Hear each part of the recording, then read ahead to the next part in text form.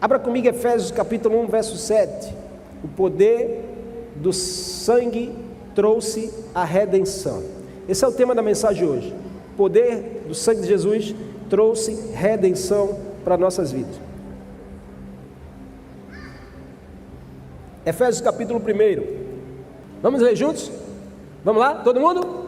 Nele temos a redenção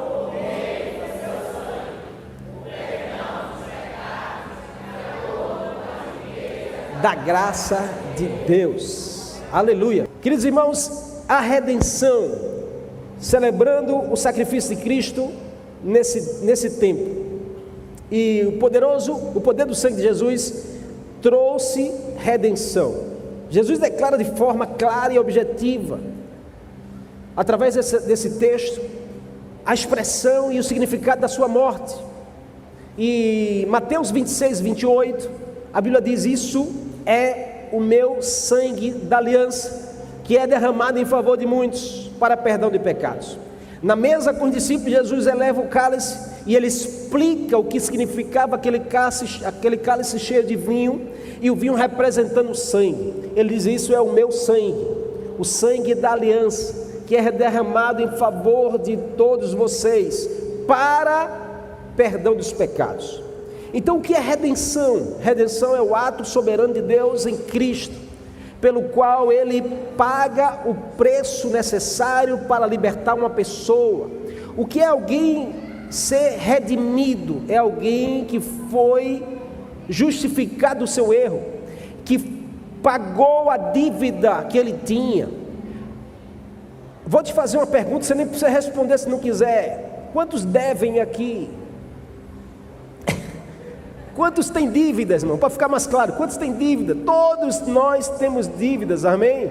Amém? Você tem um boleto para pagar amanhã, tem um boleto vencido que não pagou ainda, tem um boleto que vai vencer, tem uma conta que vai chegar. Nós temos dívida, tem aquele dinheiro que você pegou emprestado com fulano, com cicrana, que você não pode ver a pessoa que você muda de calçada, a pessoa não pode ligar no seu celular que você faz que não está vendo.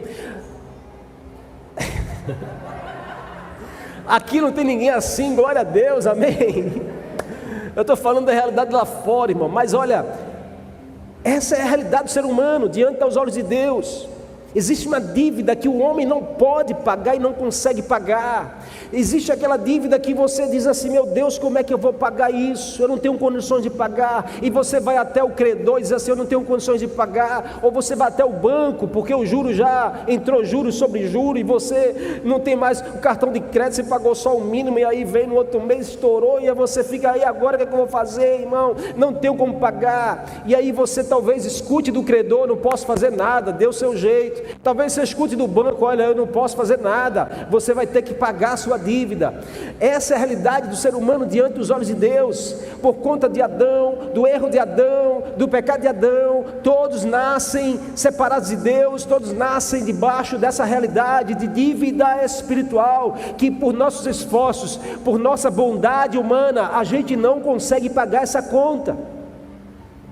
Por mais esforço que você faça, você pode estar aqui todo domingo, toda quinta, você pode ler a Bíblia todo dia, você pode se ajoelhar toda hora, mas se você não consegue pagar essa conta por si só.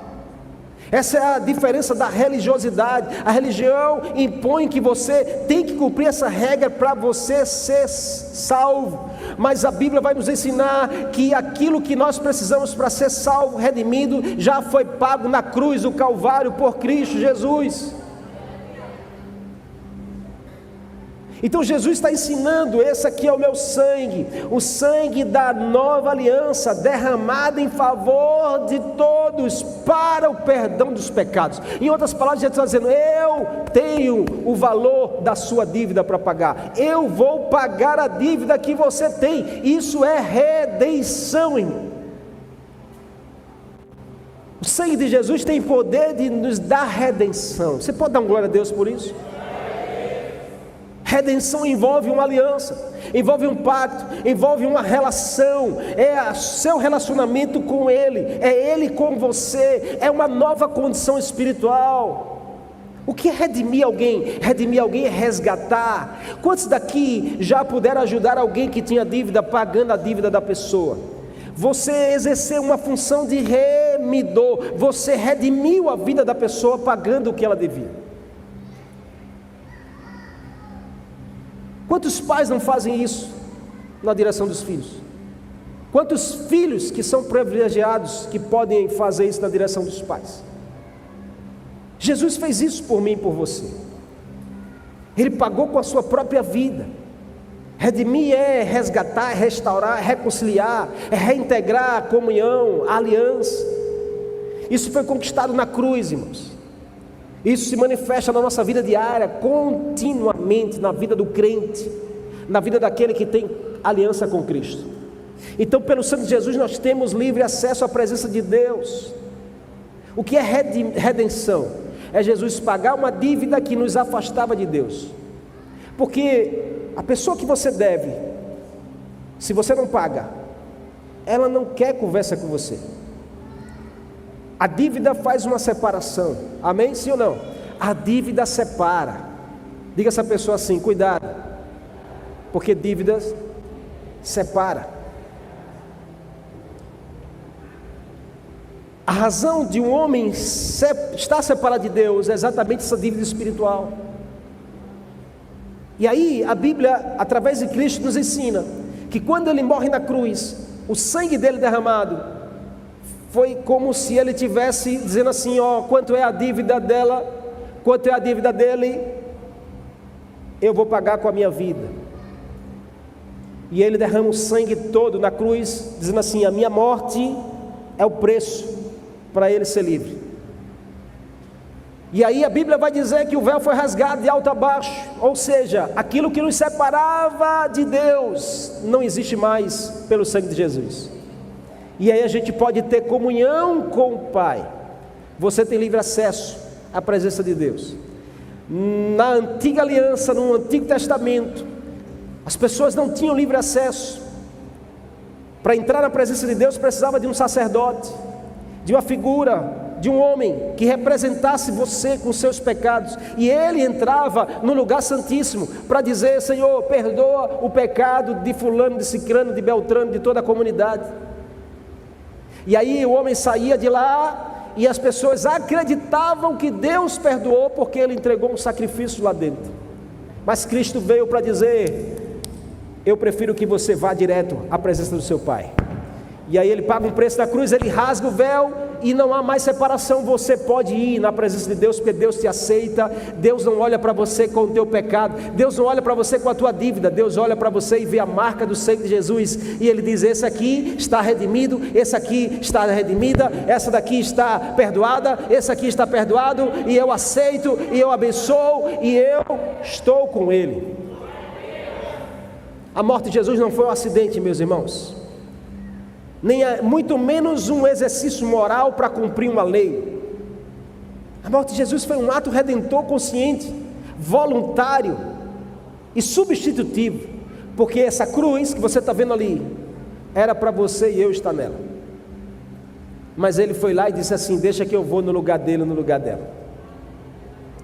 Isso é demais, amém? Isso já é uma razão para você ser grato ao Senhor. A redenção, ela é essencial, porque sem a redenção não há remissão real do pecado. Sem a redenção não há nova aliança, não há acesso à presença de Deus, não há transformação do ser humano. A redenção não exalta a força do homem, a redenção exalta a obra de Jesus na cruz. Ela desmonta toda tentativa de autojustificação. A gente não consegue, por mais que a gente faça, mas a gente não consegue se auto-justificar aos olhos de Deus. A redenção nos reposiciona e nos faz entender, irmãos, que não é sobre a tentativa de ser perfeito, é sobre a dependência de caminharmos debaixo da graça do Senhor. Viver à luz da redenção é viver, acima de tudo, como alguém grato. Sabe, uma das marcas que a gente entende de alguém que é redimido e entende a redenção na sua vida é quando essa pessoa é grata por tudo. Ela não murmura, ela não reclama pelas coisas, ela agradece.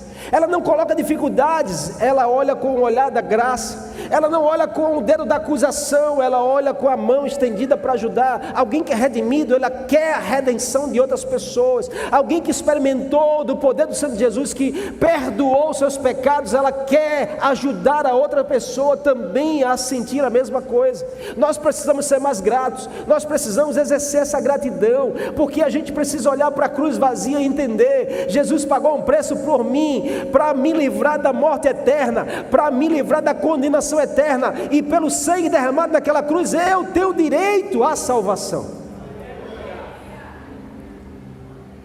Isso precisa nos fazer, irmãos, de alguma forma ser mais gratos. A gente precisa agradecer mais pela nossa família, pelas pessoas que nos rodeiam, pela igreja do Senhor, pelos irmãos da fé que caminham conosco, travam as mesmas lutas. Nós precisamos agradecer mais pelas nossas lideranças. A gente precisa agradecer mais. Você está comigo? Amém? Viver na redenção, irmãos, também é viver na santidade. É a gente entender que a gente precisa estar separado das coisas desse mundo. Viver na redenção também é viver na comunhão e na esperança de dias melhores. Então o sangue de Jesus trata essas coisas da nossa vida, e nos faz ter a consciência de que o pecado não é apenas um erro moral, mas o pecado é a ruptura relacional e espiritual com Deus. Essa é a realidade bíblica, irmãos. O pecado produz culpa, o pecado produz condenação, o pecado produz separação de Deus, o pecado produz escravidão moral e espiritual, o pecado produz sujeição à morte. Mas para vencer o pecado vem a redenção de Jesus.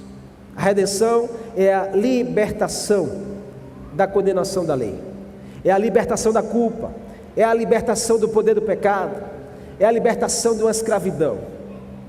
Então o sangue de Jesus foi derramado em favor de você, amém? O sangue de Jesus foi derramado em favor de você e da sua casa. Você pode levantar sua mão e dizer: glória a Deus por isso. Obrigado, Jesus, porque o Senhor morreu para me dar a vida. Você pode aplaudir a Ele nessa noite?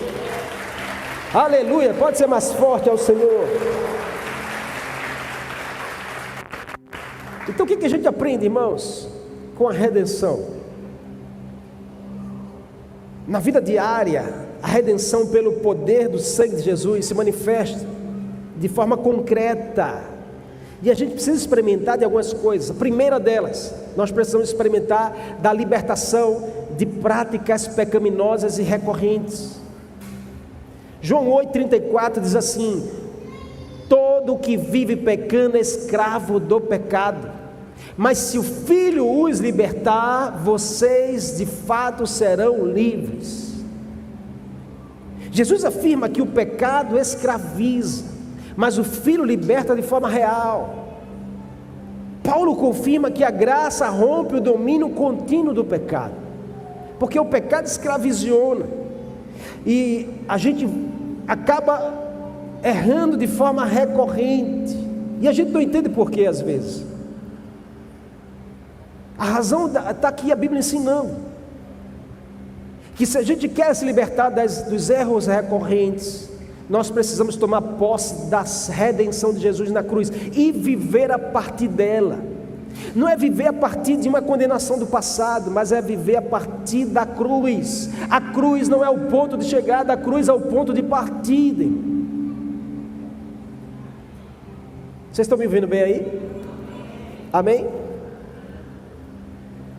Olha o que diz Romanos 6,14: pois o pecado não os dominará, porque vocês não estão debaixo da lei, mas debaixo da graça. Olha o que a palavra de Deus está falando para mim e para você: o pecado não os dominará, pois vocês não estão mais debaixo da lei, mas debaixo da graça do Senhor. Ou seja, a graça tem o poder de libertar a prisão do pecado das nossas vidas. Diga assim: eu não estou mais debaixo da lei. Diga assim: eu vivo debaixo da graça. Você pode aplaudir ao Senhor?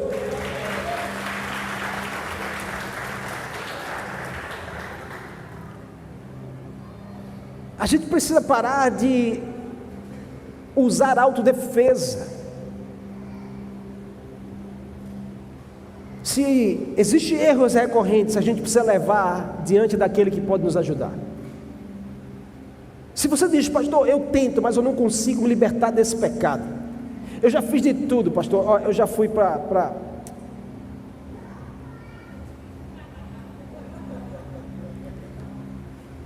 mas eu não consigo, pastor. É um negócio que é mais forte do que eu.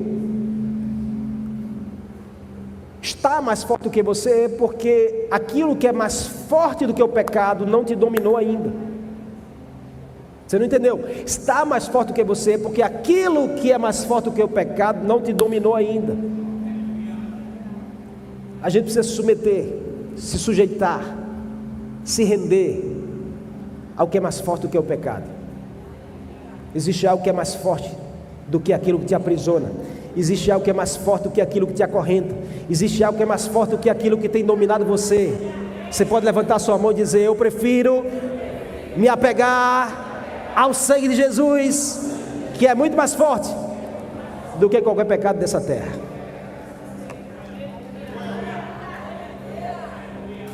Em Cristo nós somos justificados. O nosso passado está resolvido. A Bíblia diz que Jesus é nosso intercessor diante da presença de Deus. Ele está sentado à destra, à direita de Deus, intercedendo por mim e por você. O que é o intercessor? É aquele que se coloca no lugar de. Então Jesus sabe das nossas fraquezas, o diabo também sabe das nossas fraquezas, mas ele está lá à direita do Pai dizendo assim: oh Pai, ajuda-o, pois ele não sabe o que faz, perdoa. E a gente pode recorrer a esse intercessor, melhor ainda, a gente pode se ajoelhar e dizer: Jesus, me ajuda a vencer esse pecado, me ajuda a vencer essa limitação, me ajuda a me libertar disso. E Jesus, Ele vai te ajudar, porque o sangue de Jesus é mais poderoso do que qualquer pecado, Senhor. Você está comigo ou não? Não aceite ser movido pelo acusador da sua alma. O acusador é o diabo, é Satanás. Satanás tem a primeira palavra. A primeira palavra é a palavra de acusação de algum pecado, de algum erro. Ele vai dizer a você: olha, está vendo que você não é esse crente todo, está vendo que você não merece ir para a igreja, está vendo que você não merece tomar a ceia no domingo, está vendo que você não merece estar liderando, porque você pensa isso, ó você pensando aí nas coisas erradas, ó você olhando para as coisas erradas, ó você aí pesquisando o que não deve. O diabo tem a primeira palavra de acusação.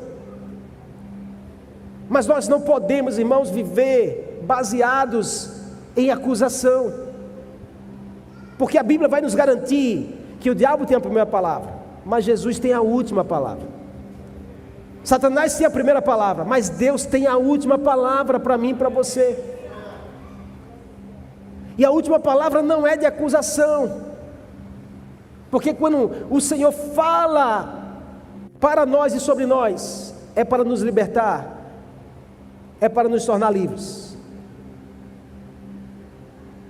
Então nós precisamos mover o nosso coração a partir dessa realidade espiritual. A cruz é o ponto de partida. Olha para a cruz, e é de lá que começa a sua nova trajetória. Segunda, nós precisamos experimentar da quebra de ciclos destrutivos. Existem ciclos que são destrutivos na nossa vida, que vem passando de geração em geração. Lucas 4,18, a Bíblia diz: o Espírito do Senhor está sobre mim, porque Ele me ungiu para proclamar liberdade aos cativos. Quem são os cativos? São pessoas que vivem ciclos destrutivos, que vivem escravidões morais, que vivem acorrentados espiritualmente. Não é visivelmente, porque você não vê, mas existem correntes espirituais que te limitam, te aprisionam à escravidão. Jesus está dizendo: olha, o Espírito do Senhor tem uma unção capaz de quebrar e destruir ciclos destrutivos nas nossas vidas. Então Jesus se apresenta como ungido que proclama libertação para nossas vidas. Paulo, irmãos, ensina que Cristo, por meio do seu sangue, encerra qualquer tipo de maldição. Olha para essa pessoa e diga assim: toda maldição da história da sua família, diz ela, toda maldição que veio dos teus antepassados, ela é quebrada na cruz do Calvário. Em Cristo não há maldição para você, se você está em Cristo. Paulo diz em Gálatas capítulo 3, verso 13: Cristo nos redimiu da maldição da lei, quando se tornou maldição em nosso lugar. Você está entendendo essa palavra, irmão? Então nós precisamos tomar posse disso para viver uma vida livre. Ah, pastor, existe uma influência que veio do meu pai sobre a minha vida. Quebre esse ciclo destrutivo em Cristo. Você precisa dizer: nenhuma maldição há para aqueles que estão em Cristo Jesus. Você pode declarar isso para você? Diga assim: nenhuma maldição há para aqueles que estão em Cristo Jesus. Você pode aplaudir a Ele nessa noite?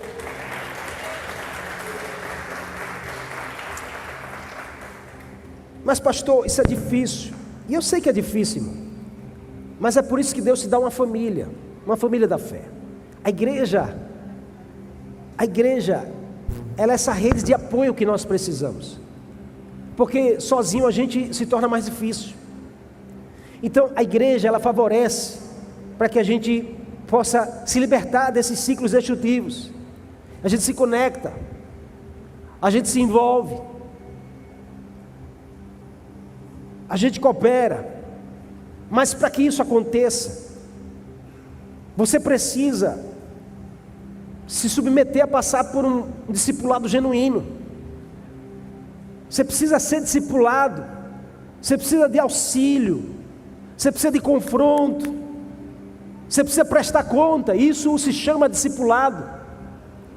Você precisa de relacionamento, você precisa estar em conexão, você precisa estar no rebanho. Ovelha fora do rebanho está em desconexão.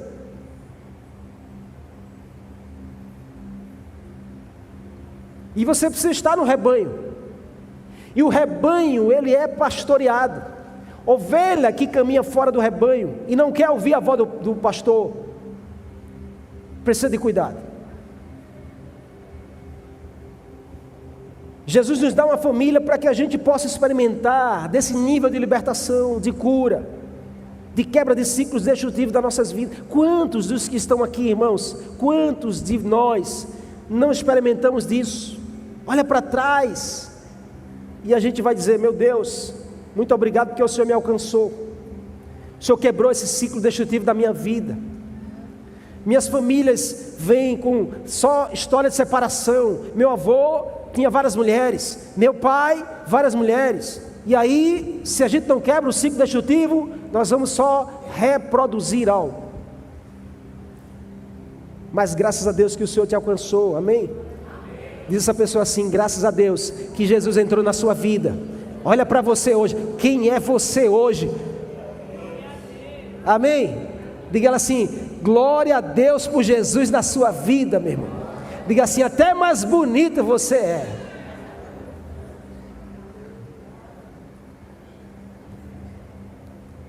Essa é a realidade, irmão. Não há nada que a presença de Jesus não possa transformar. Não há nada que Jesus não possa mudar. Então não fique achando que não tem jeito, porque para Jesus tem jeito sim, amém? Para Jesus tem jeito, em nome do Senhor. Terceiro, a gente precisa experimentar da restauração da consciência e da identidade. Romanos 6, verso 11 e 12 diz: da mesma forma, considerem-se mortos para o pecado. Isso é uma decisão, amém? É uma decisão diária. Considerar-se morto para o pecado é uma decisão que eu tenho que tomar. E contrapartida a isso, ele diz: mas considere-se vivo para Deus. Você consegue perceber as duas realidades, irmãos? Você precisa se considerar vivo para Deus. E para que isso se torne uma verdade, você vai precisar se considerar morto para o pecado. É uma decisão minha e sua. Você está comigo? Paulo diz: portanto, não permitam que o pecado continue dominando os seus corpos mortais, fazendo que vocês obedeçam simplesmente aos seus desejos. Essa é a palavra do Senhor para mim e para você. Jesus está nos ensinando que a verdade liberta interiormente, é de dentro para fora. Considerar morto para o pecado é uma decisão interna, aonde eu preciso decidir todos os dias me submeter o meu coração, submeter os meus pensamentos, submeter os meus desejos. Ai, pastor, mas é uma tentação. Eu sei, meu irmão, corre para os pés de Jesus. Ai, pastor, eu não consigo dominar o meu olhar. Eu sei, meu irmão, mas corre para os pés de Jesus.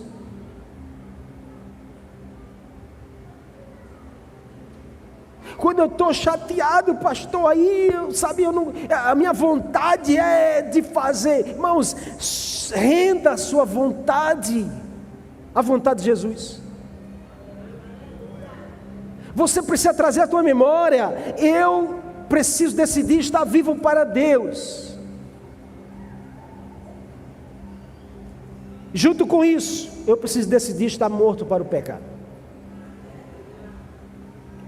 O Espírito Santo está em você para te ajudar a você viver essa realidade. Paulo afirma que a redenção remove a condenação. Romanos 8:1, portanto agora já não há condenação para os que estão em Cristo Jesus. João 6,37, tudo que o Pai me dá virá a mim, e o que vem a mim de maneira nenhuma o lançará fora. Essa é a palavra de Jesus para mim e para você. Nós precisamos entender sobre a restauração da nossa consciência. Na vida antes de Cristo, você só pensava o que não prestava.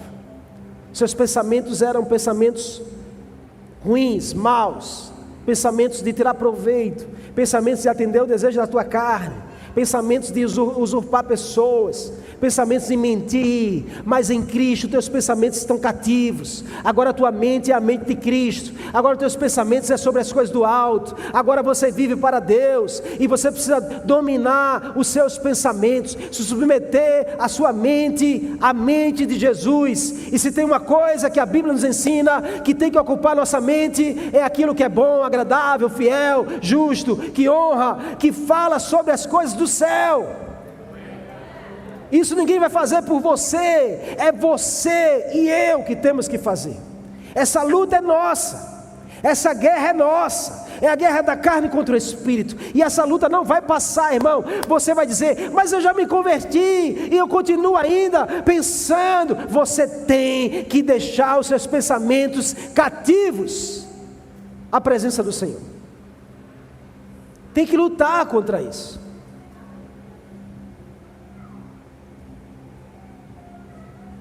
Você tem que combater esse bom combate.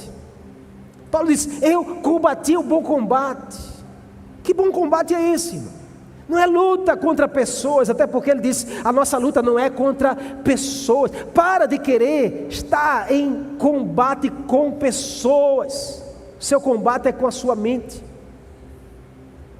Para de querer estar medindo força com pessoas, dentro da própria igreja, dentro da própria casa. Não, a nossa luta não é contra o sangue, não é contra as pessoas, é contra o domínio do principado e potestade na nossa mente. Balança a pessoa e diga assim, essa luta, eu quero te dizer que você já tem a vitória. Diga mais uma vez, diga assim, essa luta, eu quero te dizer nessa noite, que você já tem direito à vitória, pelo poder do sangue de Jesus. Você pode exaltar a Ele e glorificar o nome do Senhor. Aplauda a Ele que te deu a vitória.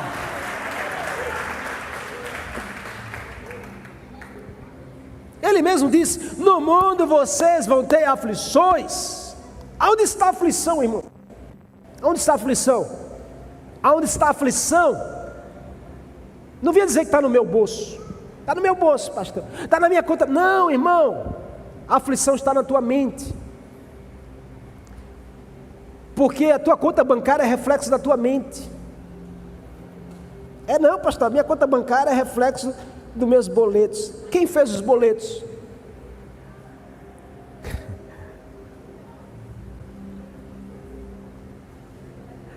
Pastor, a minha conta bancária é fruto das minhas dívidas. Quem fez as dívidas, irmão?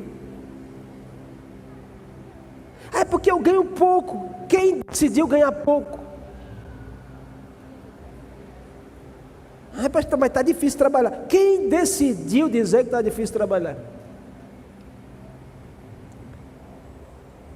É porque agora a gente quer viver dos bolsas. Irmão, diz essa pessoa mais uma vez, pelo amor de Deus, assim: essa batalha, essa luta, essa guerra, esse combate, na sua mente, você já tem a vitória.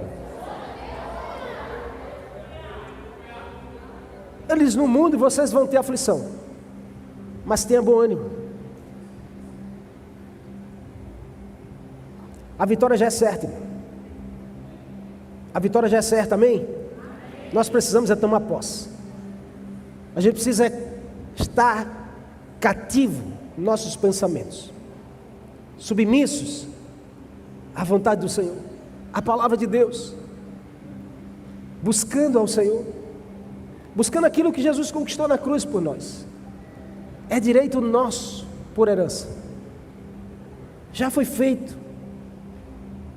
Jesus naquela cruz não gritou para os céus e o inferno ouvir: está consumado, para que a gente fique pensando quando vai acontecer. Não, já aconteceu há 2000 anos atrás, irmão.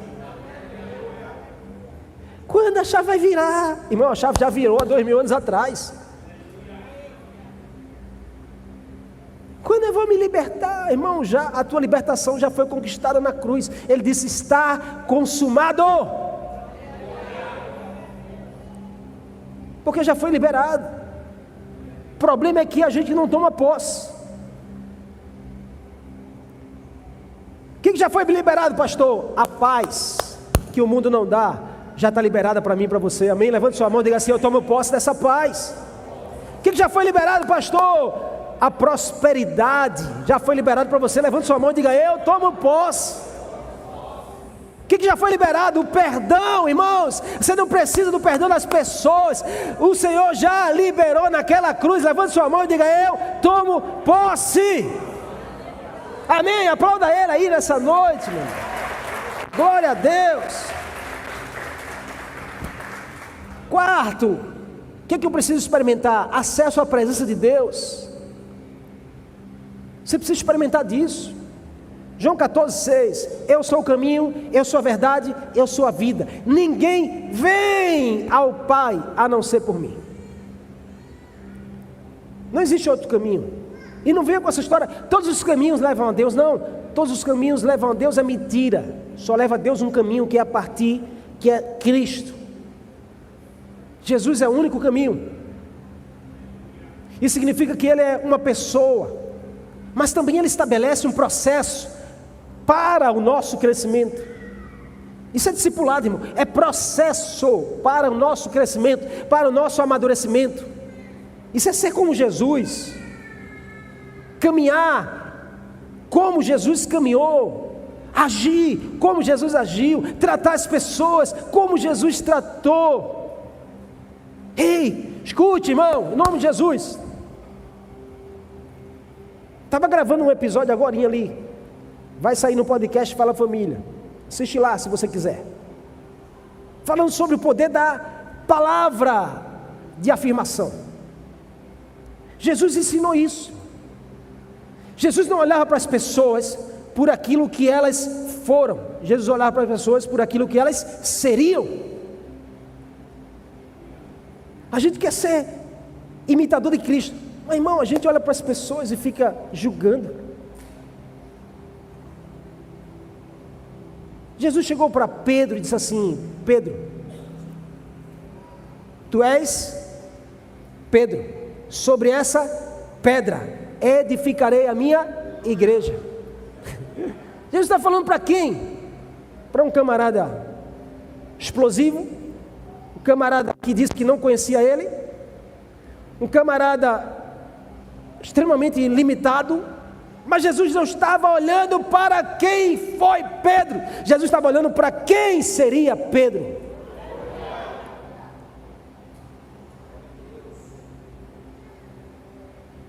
Está na hora de a gente ser como garimpeiros, tirar o ouro que tem em cada pessoa. Olha para essa pessoa que está ao seu lado e diga assim: tem um ouro aí dentro. Diga assim: tem um ouro aí dentro. Diga assim: me deixe trazer para fora. Como a gente pode fazer isso, irmão? Só trazendo à existência aquilo que não existe ainda. Falando palavras de autoafirmação. Marido, diga para sua esposa: você é a mulher mais sábia desse mundo. Traga a existência. Esposa, diga para o seu marido: você é o homem mais forte desse mundo, mais corajoso, um homem que mais se parece com Deus. Se tem uma coisa que a pastora diz para mim, e não é para me deixar orgulhoso, é para trazer a existência. Você está achando que ela diz que eu sou bonito, né? Ela diz que eu sou um homem que se parece com Jesus. Aí ela mexe, isso mexe, que eu vou para o espelho, eu digo: eu não estou me vendo, mas se ela está me vendo assim, vai acontecer. Mas a gente quer tratar as pessoas, irmãos, a gente quer tratar pelas coisas que a pessoa já foi, pelo erro que ela já cometeu, pelas coisas que ela acaba fazendo, pelas imitações. Ah, mas tu é burro demais. Não diga isso, diga assim: mesmo que a pessoa repita algo de errado, você tem que dizer: você é muito inteligente, meu amor. Você é muito sábia. Mude as suas palavras e você vai mudar a realidade da sua casa. Mude as suas palavras e você vai mudar a realidade da sua liderança. Você está comigo ou não? Faz sentido para você? Então a gente precisa ser como Jesus. Como eu posso fazer isso acontecer, pastor? Paulo declara que o sangue de Jesus nos dá acesso a essa realidade. Hebreus 10:19, tendo plena confiança para entrar no Santo dos Santos pelo sangue de Jesus. E é nessa presença que nos transforma, é essa presença que nos muda, amém? É essa presença que nos empodera. O que nós precisamos é dessa presença. Quero terminar aqui. A redenção é a salvação e libertação que todos nós precisamos. O sangue de Jesus tem efeito, irmãos, definitivo na nossa vida. A gente não pode desistir, a gente não pode largar. A cruz não é derrota, a cruz é uma vitória. O sangue não é um símbolo frágil, o sangue é um poder eterno. Todas as vezes que a gente vem para um culto de ceia, e eu entendo que culto de ceia, nenhum crente tem que ficar em casa, tem que vir para a igreja. Ah, pastor, mas é porque eu errei. Vem, irmão, para a igreja. Eu falhei, pastor, eu falhei. O teu lugar é aqui, irmão. Aqui não é lugar dos perfeitos, nunca será. Aqui é lugar dos necessitados. E mesa de ceia não é para os dignos. Mesa de ceia é para quem precisa.